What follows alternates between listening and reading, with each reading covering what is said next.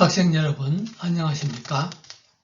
이번 시간에는 제9장 태도에 대해서 말씀드리도록 하겠습니다.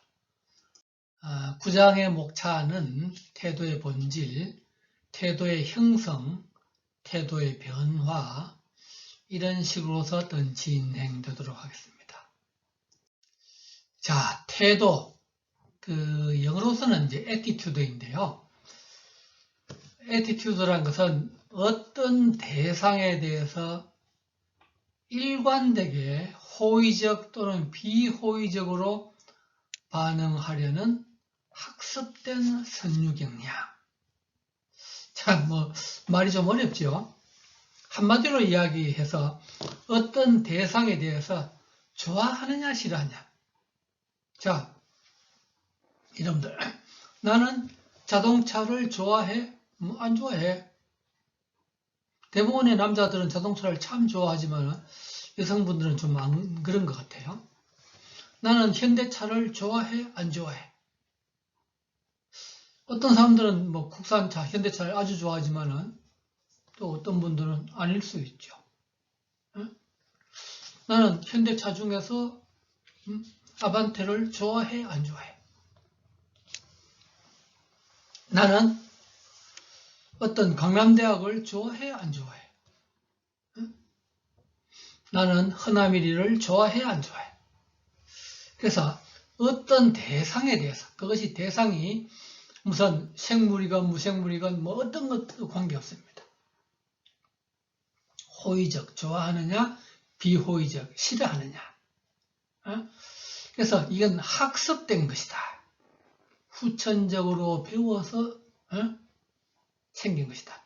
그래서 이제 선유 경향은 이제 한자말인데 이게 미리 존재하는 어떤 경향이라는 거죠. 경향이라는 것은 실제로 행동하는 것이 아니라 행동하려고 하는 어떤 경향을 이야기합니다. 그래서 다른 표현으로서는 어떤 특정 상표에 대해서 총체적으로 좋다거나 나쁘다거나 좋다거나 또 나쁘다거나 하는 평가를 태도라고 이야기를 한다는 겁니다.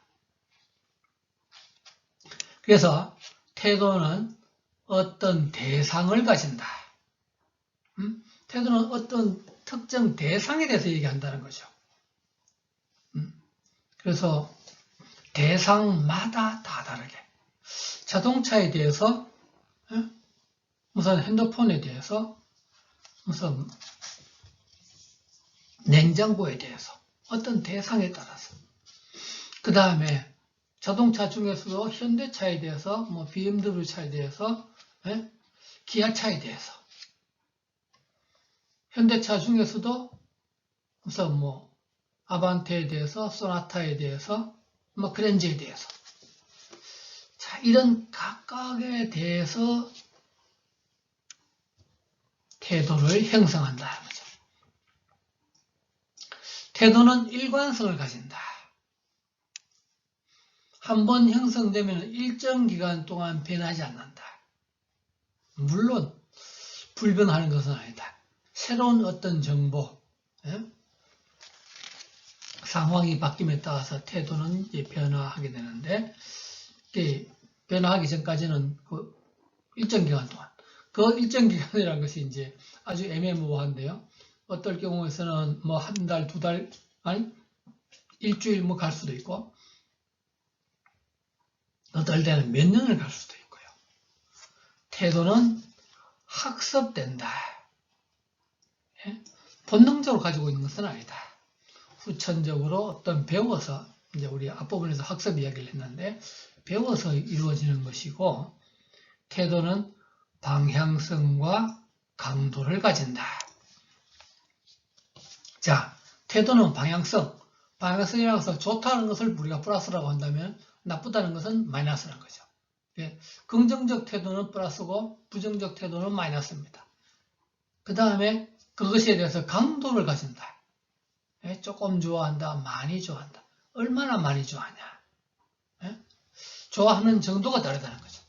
싫어하는 정도가 다르다는 겁니다. 강도를 가집니다. 태도의 구성 요소로서는 인지적인 요소와 감정적인 요소, 행동적인 요소가 있다. 인지적인 요소, 감정적 요소, 행동적 요소. 그래서 인지적인 요소라는 것은 그 대상에 대해서 가지는 어떤 지식이나 신념, 뭐 예를 들어서 기아차의 어떤 레이는 아주 경제적이다. 뭐 현대차의 어떤 제네시스는 아주 어떤 뭐 고급스럽다. 아니면 무슨 이제 아주 안전하다든지 무슨 어떤 지식, 정보, 신념에 의해서 이루어지는 것이 인지적인 요소입니다. 거기에 비해서 감정적인 요소는 대상에 대한 느낌이나 평가입니다. 나는 레이를 좋아한다. 난 레이 참 싫어. 어떤 느낌이나 평가, 감정적 요소. 그 다음에 이제 행동적인 요소는 어떤 행동하려고 하는 성향입니다. 나는 뭐 기아의 레이를 구입하려고 한다. 그래서 이 행동적 요소는 다른 말로 의도라고 이야기를 하는데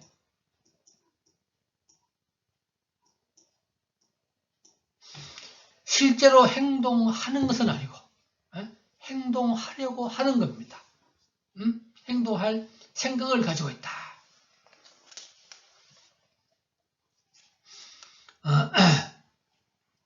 그래서 어떤 구매하려고 어떤 매장을 방문한다든지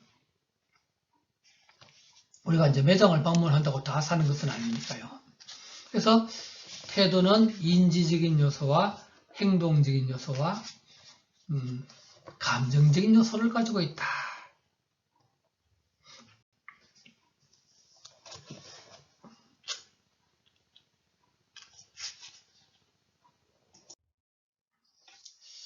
자, 이제 태도의 어떤 형성. 태도의 형성은 가장 대표적으로 이제 그 다속성 태도 모델이라고 해서 이제 여러 가지 다속성이라는 것은 여러 가지 속성을 가지고 측정한다. 여러 가지 속성에 의해서 형성된다라고 보는 겁니다. 태도의 어떤 대상은 여러 가지 속성을 가지고 속성에 대한 태도는 각 속성에 대한 평가에 의해서 결정된다.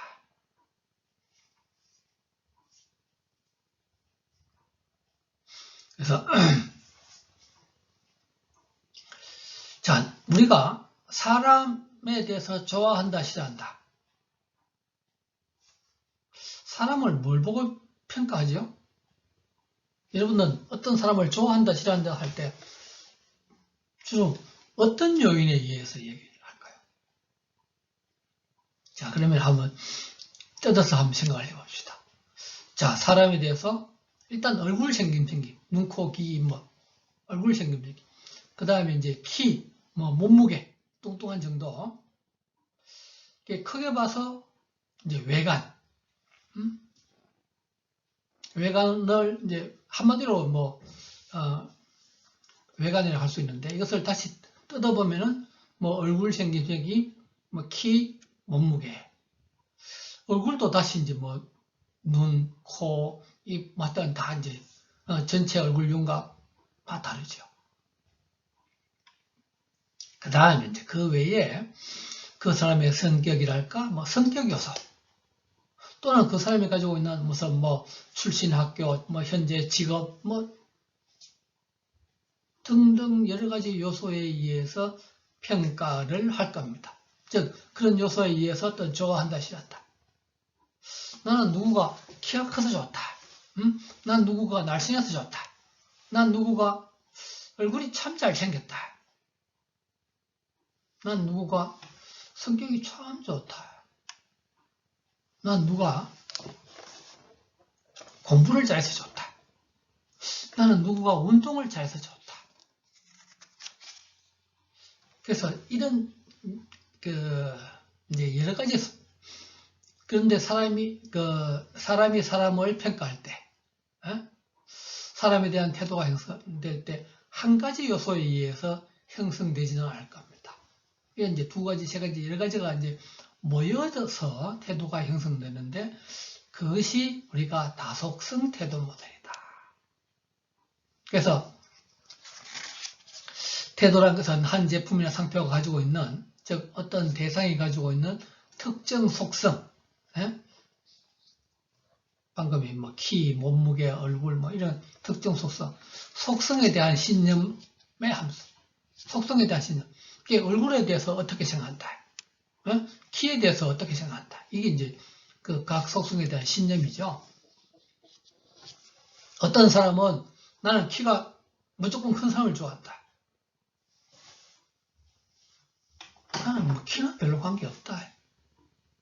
나는 아주 날씬한 사람을 좋아한다. 아니 뭐 나는 뭐 날씬하고 뚱뚱하고 그런 거 특별히 크게 관계없다. 그래서 어떤 제품 속성에 대한 평가가 이루어지고 상표에 대한 신념, 그래서 전반적인 상표 태도가 되고 그것이 구매 의도가 되어서 행동으로 나타난다고 보는 겁니다. 그래서 이 다속성 태도 모델의 가장 대표적인 것이 사람이 이제 피시바인이라는 사람인데, 피시바인은 어떤 대상에 대한 태도 AO는 어떤 이제 A는 애티튜드의 A죠.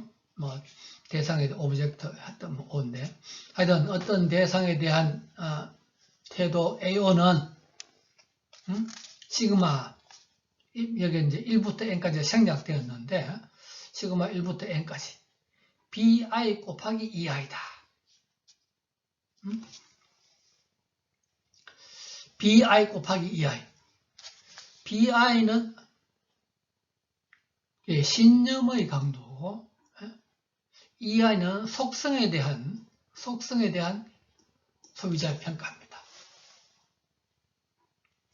다른 말로 이제 그만 쉽게 이야기를 하면은, 내가 사람을 평가하는데 어떤 사람들은 얼굴 생김이 아주 높은 점수를, 즉 가중치를 줄 것이고, 또 어떤 사람은 키, 어떤 사람은 뭐 몸무게, 사람마다 다르겠죠. 어떤 사람은 그 사람이 좋은 대학을 나왔냐, 공부 잘하냐 이런데 높은 점수를 줄 것이고, 또 어떤 사람은 뭐 현재 직업에 대해서 높은 점수를 줄 수도 있을 것입니다. 그래서 우리가 속성 I라고 하는 것은 이게 이제 여러 가지 키, 몸무게, 뭐 얼굴 생김, 직업 뭐 이런 것이 되겠고, 그러면 속성 I에 대한 평가는 이런 각 속성들에 대한 그 평가, 한마디로 가중치입니다. 누구는 얼굴 생김을 중요하게 생각하고, 누구는 키를 중요하게 생각하고, 누구는 이 각 속성에 대한 가중치가 다를 겁니다. 속성에 대한 평가가 EI고, 그 다음에 이제 BI는 각 속성에 대한 이제 소비자 신념의 강도입니다. 무슨 이야기냐? 이 사람은 키에 대해서 몇 점을 줄 수 있고, 자, 그러면은 여러분들 키가 175 되는 사람의 키가 크다고 생각합니까? 키가 작다고 생각합니까? 아마 요즘 여러분들 나이 또래에서는 175도 큰 키는 아닐 겁니다. 아마 중간 정도 키 되거나. 그런데 이제 우리 또래의 사람들은 175만 되면 큰 키입니다. 이제 이런 것들이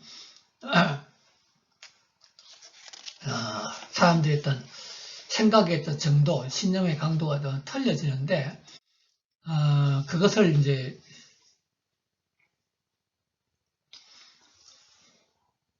우리가 신념의 어떤 이제 강도가 같으면은 어떤 특정 자동차 A가 얼마나 경제성이 있느냐, 그 각 속성에 대해서 뭐 자동차 A는 어떻고 자동차 B는 어떻고 자동차 C는 어떻고 이렇게 이제 점수를 매기는 겁니다. 그게 위해서 속성에 대한 평가는 이런 속성들에 대한 가중치입니다. 자동차에서 경제성은 중요하다. 자동차에 대해서 경제성은 중요하다. 뭐 또 어떤 사람은 안 중요하다 할 수 있겠죠. 자동차에서 안전도는 아주 중요하다. 자동차에서 뭐 속도는 중요하다. 이런 것들이 이제 틀려지는데, 자, 예를 들어서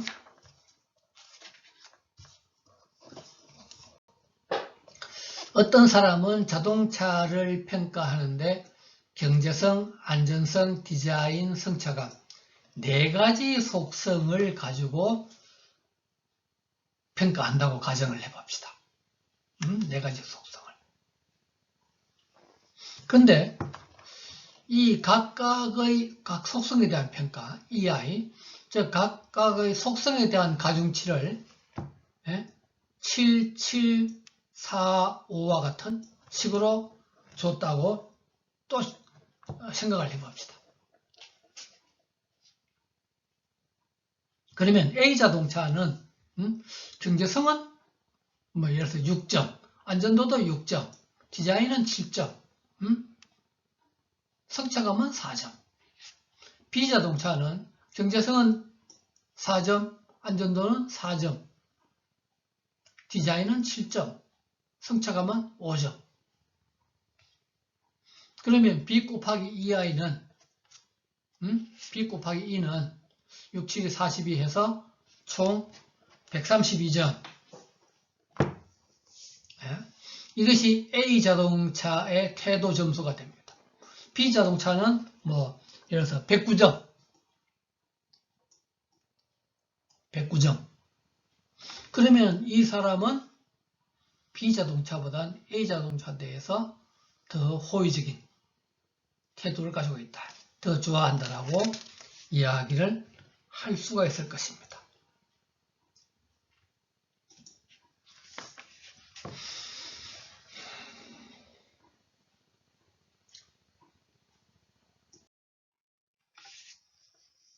그런데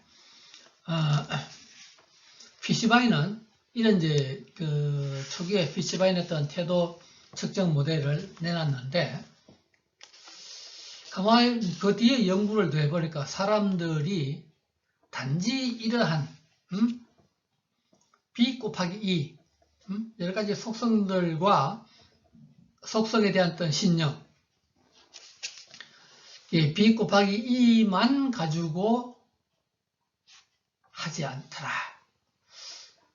즉, 또 다른 요소가 좀 있더라. 그래서 피시바인의 뭐 수정 모델 또는 뭐 그 추론 행위 모델 이런 이제 표현을 쓰는데 피시바인이 초기에 했던 다속성 모델을 수정한 모델입니다. 그래서 상표에 대한 어떤 태도만으로 태도를 정확히 특정짓는 데 문제가 있다. 그래서 신념과 속성에 대한 평가 외에 다른 요인들을 행동에 영향을 미치는 요소로 포함시켰다는 겁니다. 그것이 뭐냐? 준거 집단의 규범적인 영향. 준거 집단의 어떤 규범적인 영향인데, 자, 뭐 좀 식이 좀 복잡죠. 뭐 아주 좀 복잡게 만들어 놨는데, 자, B는 BI와 여러분 여기 물결 무늬는 뭐죠? 비슷하다, 유사하다는 겁니다. 행동은 행동 의도와 비슷한데 행동 의도는 W1AB 플러스 W2SN이다. 자, 우리가 앞에 이 표시가 비슷하다면 우리 이제 등호 표시는 뭐죠? 똑같다는 겁니다. 이 꼴 표시, 등호 표시는 좌우가 같다는 겁니다. 이 표시의 어떤 그래서 BI는 W1AB 플러스 W2SN입니다. 그래서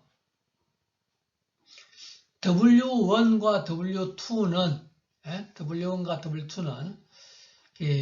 이 두 가지 AB와 SN에 대한 상대적인 가중치입니다. 어떤 경우는 AB가 더 중요할 것이고 어떤 경우는 SN이 더 중요할 건데, 자, 그러면 AB와 SN이 뭐냐? AB는 우리가 이제 앞에서 본 초기에 피시바인했던 태도 모델입니다. 피시바인했던 태도 모델인데, SN은 이 주관적 규범, subjective norm, 주관적인 규범이라는 용어를 썼는데, 다른 말로 표현하면은 사람이 어떤 준거 집단, 그 집단의 영향력에 얼마나 받느냐 하는 겁니다.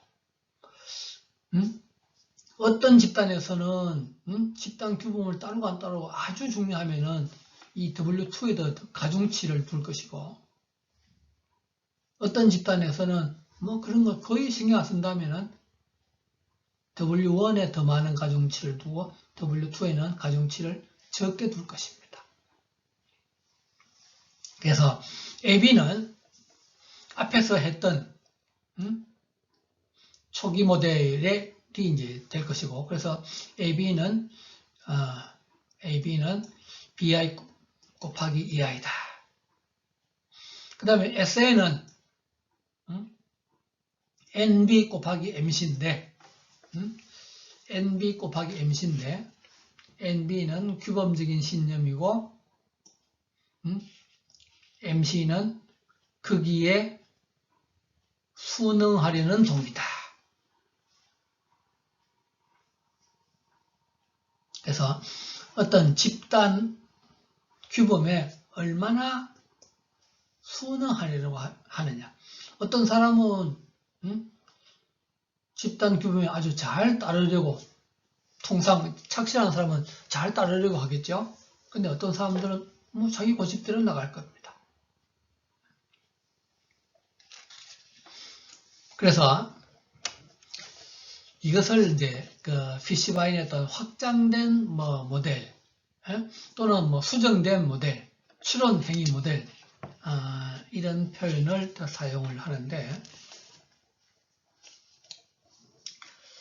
자, 그것이 이제 우리 책에 어떤 그림 9-6에 좀 잘 나와 있습니다. 참고로 보시기 바라고요. 그 다음에 이제 태도 형성에 대한 어떤 저관여 이론. 앞에서 우리가 이제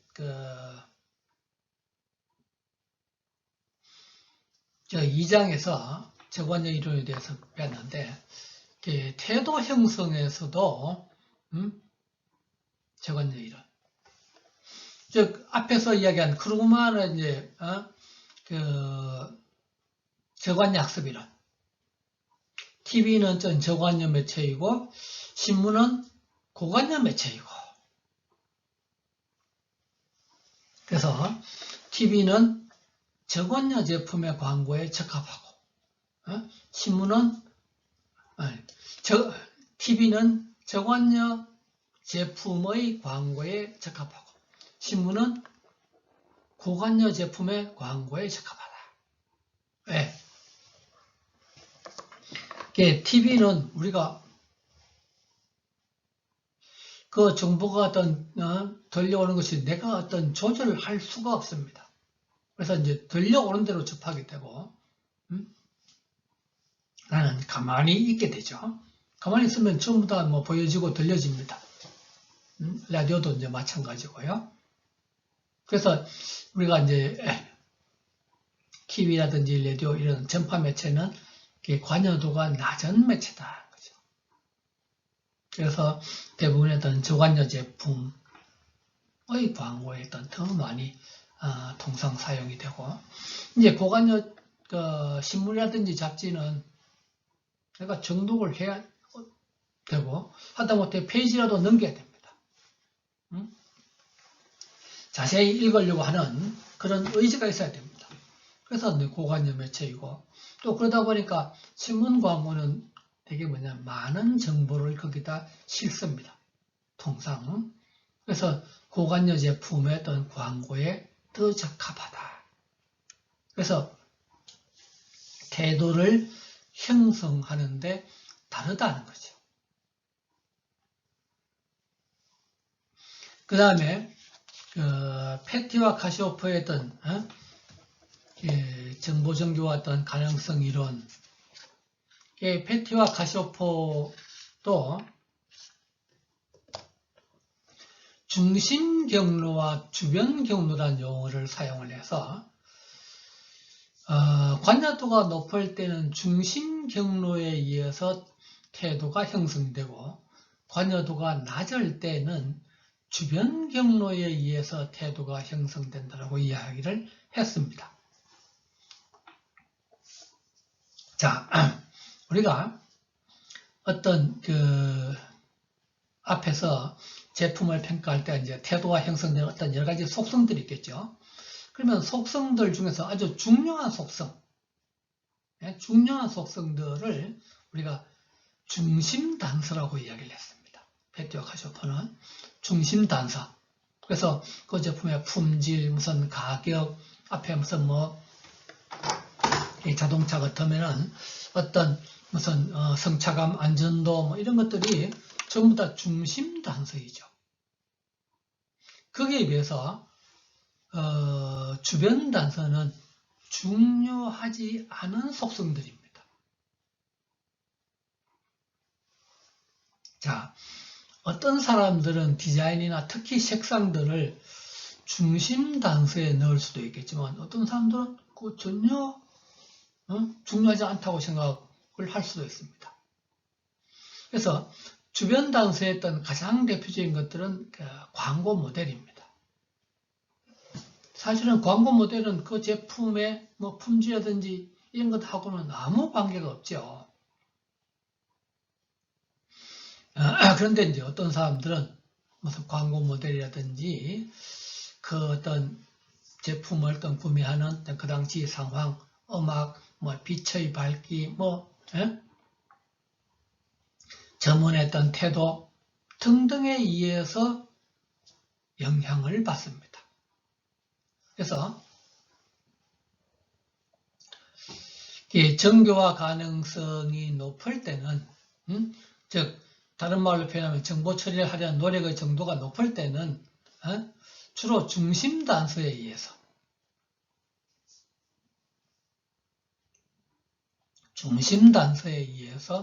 태도가 형성되고, 중요한 속성에 의해서 태도가 형성된다. 다른 말로 표현하면 관여도가 주로 높을 때는 이제 중요한 단서에 의해서 태도가 형성되는데, 정교화 가능성이 낮을 때는 주변적인 단서에 의해서 태도가 형성된다. 즉, 관여도가 낮을 때는 중요하지 않은 주변 단서에 의해서 주로 영향을 받아서 태도가 형성되는데, 그래서 우리가 이제 관여도가 높은 제품에는 이런 중심 단서, 가장 대표적으로 품질 같은 이런 것들을 하는 것이 아주 중요합니다. 그런데 이제 관여도가 낮은 제품의 경우에서는 물론 품질도 좋아야 되지만 그것보다는 사람들이 무슨 광고 모델이라든지 뒷열 위치라든지 음악이라든지 그런 요소에 의해서 태도가 형성되고 구매가 이루어진다고 보는 겁니다. 그래서 우리가 저관여 이론이 나오기 전까지는 사실은 이제 모든 것을 품질이라든지 가격 이런 것들이 참 중요하다고 봤는데, 저관여 이론이 나오고부터는 이런 주변적인 단서, 즉 중요하지 않은 속성들도 태도에 영향을 미치니까 그것들도 중요하다는 거죠. 자이언스라는 사람은 단순 반복 노출만으로도 호의적인 태도가 형성된다라고 봤습니다. 자, 여러분들 한번 저런 거 한번 생각을 해봅시다. 어떤 세일즈맨이, 영업사원이 찾아왔는데 내가 전혀 듣도 보도 못한 제품을 가지고 판매를 하려고 왔어요. 살 가능성이 있을까요? 없을까요? 반면에 내가 한 번도 사보지는 않았지만은 광고를 통해서 익히 보고 듣기는 많이 들었어요. 보고 들었어요. 그런 제품은 우선 그 세일즈맨을 대하는 태도가 다를 겁니다. 사람은 물론 직접 경험을 해서 사용을 해보고 태도가 형성되지만은 사용을 해보지 않더라도 직접 그 제품을 사용하지 않더라도 어떤 단순 반복 노출 그 제품을 계속 보기만 봤다. 어떤 광고를 통해서 이렇게 듣기만 들어도 호의적인 태도가 형성된다. 그래서 자이언스의 이론에 따르면 단순 반복 노출만으로도 아주 중요하다라고 이제 봤습니다.